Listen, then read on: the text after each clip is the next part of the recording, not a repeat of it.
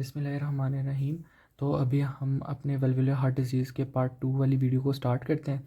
इसमें पहले हम एओर्टिक वाल्व के बारे में पढ़ेंगे, एओर्टिक वाल्व की स्टेनोसिस और उसमें रिगर्जिटेशन का भी। एओर्टिक वाल्व की अगर स्टेनोसिस होगी, जिसको हम एओर्टिक स्टेनोसिस बोलते हैं, तो क्या होगा। एओर्टिक वाल्व आपको मैंने बताया कि एओर्टिक वाल्व एओर्टा की बेस पे होता है, ठीक है। और इसके कितने कस्प होते हैं? 3 कस्प होते हैं, ठीक है। इसके टोटल 3 कस्प होंगे इस तरीके से, ठीक है। अब इसके 3 कस्प्स हैं और अब स्टेनोसिस का मतलब होता है हमारे पास ऑर्फिस का नैरो हो जाना, ठीक है। यानी कि इनके जो बीच में गैप होता है, नॉर्मली गैप नहीं होता, ये बंद हो जाते हैं, या इनका जो ऑर्फिस होता है वो नैरो हो जाए, ठीक है। Narrowing of the aortic valve orifice, इसको हम बोलेंगे एओर्टिक स्टेनोसिस। अच्छा, अब ये होती किस किस वजह से? एक तो इसमें फाइब्रोसिस होना शुरू हो जाती है, दूसरा यह कि साथ इसके कैल्सिफिकेशन शुरू हो जाती है, ठीक है। अब ये किसकी वजह से होगी? ये दोनों चीज़ें होंगी वियर एंड टीयर की वजह से। ये इतना यूज़ हो रहा था, ठीक है, कंटिन्यूसली, और या फिर उसके अंदर कोई डिज़ीज़ था जिसकी वजह से वियर एंड टीयर हो जाएगी। यूजुअली वो कहते हैं कि बूढ़े लोगों में ज़्यादा होती है, जिनकी एज 60 ईयर से ज़्यादा हो जाती है।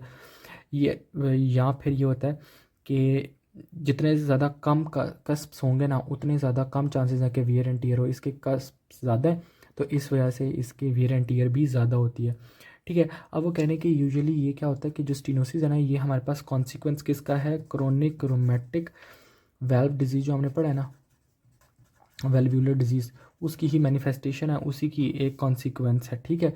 वेल्वुलर डिजीज़ जो है ना, उसी की वजह से ये हो रहा है। दूसरा ये है कि वो ये कह रहे हैं कि इसकी एक जो मेजर वजह ये है कि जो फ्यूजन होती है ना, हमने ये पढ़ा था फ्यूजन ऑफ कमिशर्स, ये एक मेजर वजह है कि इसका ऑर्फिस छोटा था पहले, ये ऑलरेडी नैरो था, तो जब फ्यूजन होगी ना कमिशर्स की, तो ऑर्फिस मज़ीद छोटा होगा। पहले फॉर एग्जांपल कि ये ऑर्फिस था इतना सा, ठीक है। जब इसके अंदर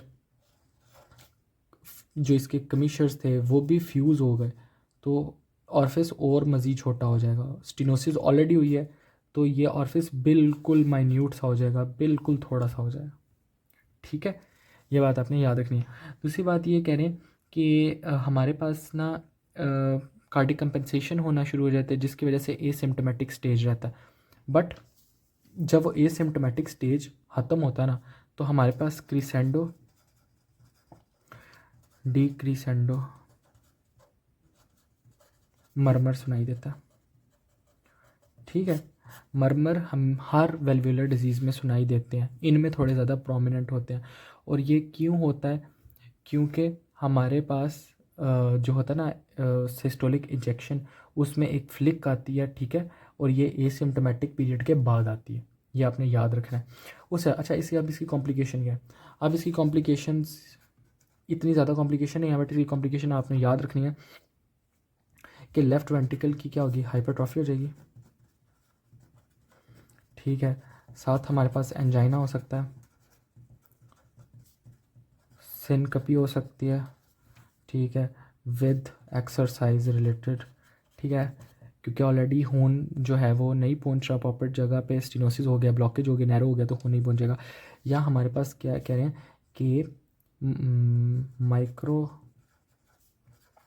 एंजियोपैथिक हेमोलिटिक अनीमिया, ये याद रखना है कि माइक्रो एंजियोपैथिक मतलब माइक्रोवेस्कुलर जो थी ना, उसमें जो माइक्रो वेसल्स थी उनके अंदर मसला आना शुरू हो गया, जिसकी वजह से हमें हेमोलिटिक अनीमिया हो गया। और इसकी ट्रीटमेंट ये है कि हम वेल्वुलर रिप्लेसमेंट करते हैं, वीआर वेल्वुलर रिप्लेसमेंट हम इसकी कर देते हैं। अब आ जाएगा रीगर्जिटेशन। रीगर्जिटेशन में क्या होता है? रीगर्जिटेशन में आपको पता होना चाहिए कि बैक फ्लो होगा, ठीक है, ब्लड का। कहाँ से होगा? जो हमारे पास ये अयोटा था ना, और ये हमारे पास हार्ट है, ठीक है। तो आपको पता है कि हमारे पास लेफ़्ट वेंट्रिकल से ब्लड जाता है अयोटा के अंदर। तो अब रीगर्जिटेशन में क्या होगा कि ब्लड बैक आना शुरू हो जाएगा, कहाँ पे? अयोटा से वापस लेफ़्ट वेंट्रिकल के अंदर, ठीक है। और ये यूजुअली कहते हैं इस वजह से होता है क्योंकि ये जो अयोटा की जो रूट होती है ना, अयोटिक रूट, इसकी डायलिटेशन होना शुरू होती है, ये स्वेलन हो जाती है, डायलेट हो जाती है। और डायलेट किसकी इस वजह से हो सकती है? या ये इन्फेक्टिव एंडोकार्डाइटिस की वजह से हो सकती है। इन्फेक्टिव एंडोकार्डाइटिस एक मेजर रीज़न है, या किसी किस्म का एन्यूरिज्म हो, उसकी वजह से ये हो जाएगी। अच्छा, अब इसके सिम्टम्स क्या नज़र आएंगे ये आपको पता होना चाहिए। इसके सिम्टम्स बड़े क्लियर है। इसमें आपको एक ब्लो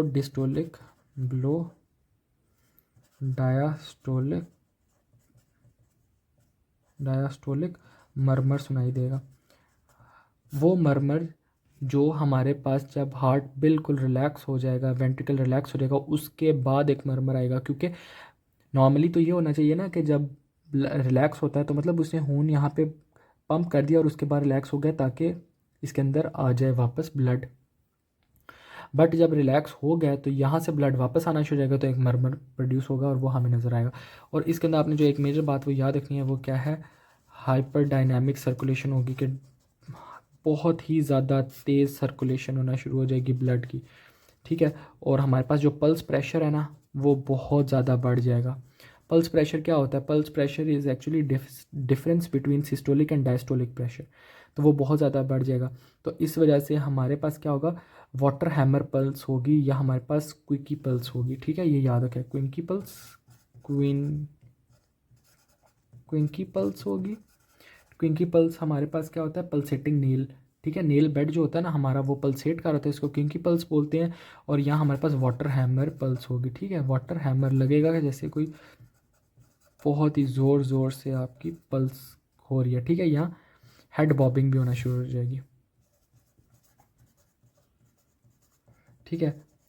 और इसमें एंड पे क्या होगा, हमारे पास जो लेफ़्ट वेंट्रिकल था ना उसकी स्वीयर डायलिटेशन होना शुरू हो जाएगी, क्योंकि उसने और ज़्यादा मज़ीद ब्लड को अकोमुलेट करना है और उसे करना है। तो इसके अंदर हम जब ये लेफ़्ट वेंट्रिकल के अंदर हमें सिम्टम्स नज़र आना शुरू हो जाए तो हम इसकी वेल्वुलर रिप्लेसमेंट कर देते हैं, ठीक है।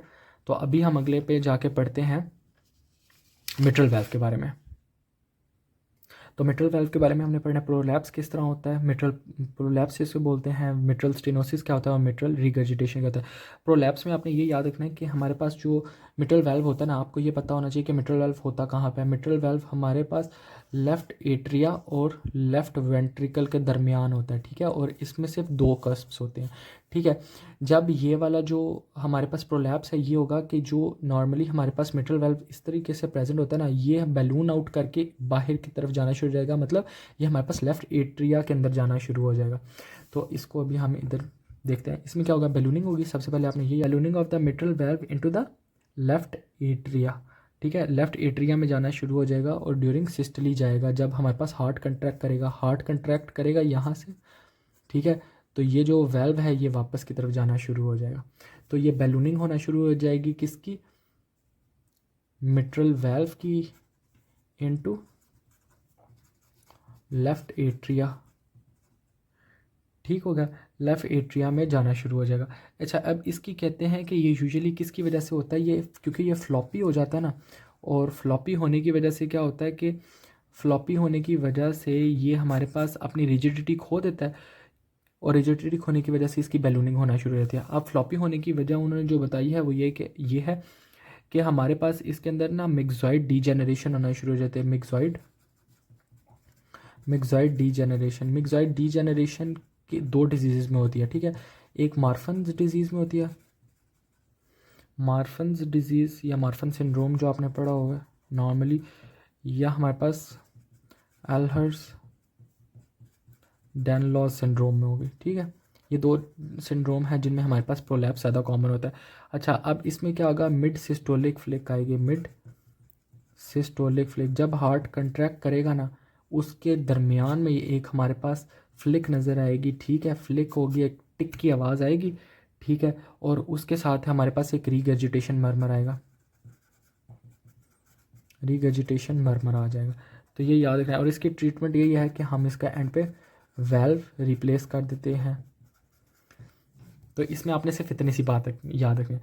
अब जो स्टीनोसिस है ना, स्टीनोसिस में वही है, नैरोइंग होगी, ठीक है। अब नैरोइंग किस तरीके से होगी, क्योंकि क्रोनिक रोमेटिक हार्ट डिजीज़ था पेशेंट को, ठीक है। अब इसमें क्या होगा कि हमें सिर्फ एक ओपनिंग स्नैप आएगी, ठीक है। ओपनिंग स्नैप आएगी जो कि हमारे पास एक डायस्टोलिक, ठीक है, रंबल के साथ होगी। एक कंटिन्यूस डायस्टोलिक की लो पिच वॉइस होगी, ठीक है, एक लो पिच साउंड होगी बट वो कंटिन्यूस होगी। जिस तरह एक हंगर क्रैम्प होता है ना, आपको भूख लगी हो तो आपके पेट से एक क्रैम्प की आवाज़ आती है, उस तरह का एक डायस्टोलिक रंबल आएगा और उसके साथ एक ओपनिंग स्नैप होगी ऐसे, ठीक है। और ये इसकी वजह से भी क्या होगा, हमारे पास वॉल्यूम ओवरलोड बहुत ज़्यादा होगा। ये आपने बात याद रखनी है, वॉल्यूम ओवरलोड होगा जिसकी वजह से हमें क्या होगा, पल्मनरी कंजेशन होगी, पल्मनरी एडीमा होगा और हाइपरटेंशन होगी, पल्मनरी हाइपरटेंशन। ठीक हो गया। इसमें आपका अगर ये ठीक ना हो तो आपको इस एंड पे क्या होगा, एंड कॉन्सिक्वेंस है एट्रियल फिब्रिलेशन होगी और हमारे पास डेथ हो सकती है, ठीक है। बट कहते हैं एट्रियल जो फिब्रिलेशन है ना, वो ज़्यादातर लिंक किसके साथ है, हमारे पास म्यूरल थ्रोम्बस के साथ।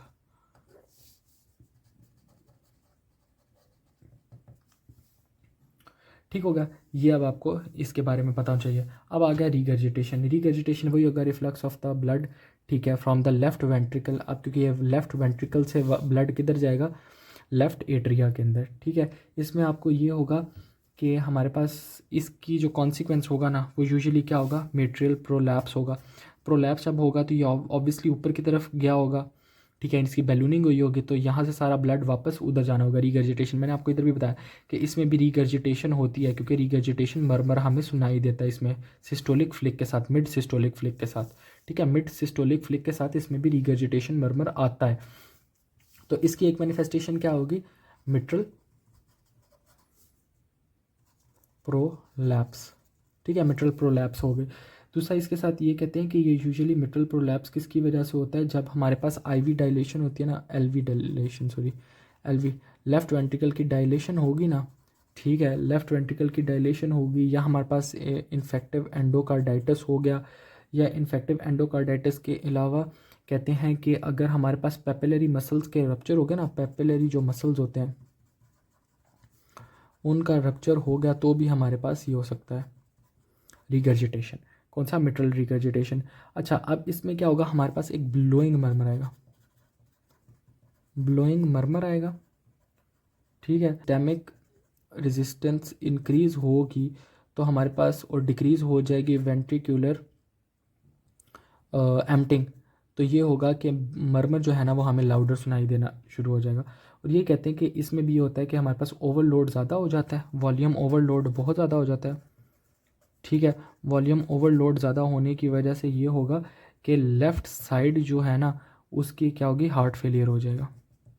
तो ये बात बहुत इंपॉर्टेंट है, ये आप लोगों ने याद रखनी है।